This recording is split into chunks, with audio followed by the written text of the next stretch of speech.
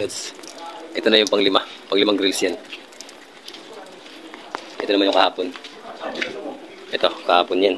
Kahapon ko lang ginawa. Late lang naman yan. Okay mga lods, bakbakan na naman tayo. Para naman tayong kalabaw gawa. Bali nagbabawas nga pala ako dyan dahil pagpasok ko doon sa bintana yung grills, sobrang sikip. Kaya binabawasan ko yan. Siguro mga isang guhit na naman bawas ko dyan, gilid, tapos pa pababa pa lihis, ganun. At pagkatapos nabawasan, i-fix ko na naman ulit yan, isa-isa.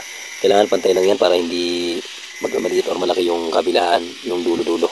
At ito na nga sinasabi ko mga lods, nagkukulang, minsan nagkasobra. O katulad dito, nagsobra. Kaya kailangan, eksakto lang ang sukat ng kabilaan. Kaya, tsaka kailangan naka-eskwala rin yan. Eskwala dapat yan mga lods. Bali pang 8 na tong grills mga lods. Medyo maliit lang to pero sobrang haba naman. Kaya malaki pa rin. Kaya tingnan nyo, para ako kaya dito habang nagtatabas ako ng ng mga gilid-gilid din kasi nga yung sobra. Bali malapit ko na rin naman matapos yung mga bintana nito. Siguro pagkatapos ko nito, meron pa akong isang i-welding. Bintana na lang ng CR yun. Maliit na lang yun. Kaya pag natapos ko yun, meron naman akong gagawin na gate naman kasi may drawing na, nakadumating na yung drawing. Tangina, nabubulol pa ako. Oh no!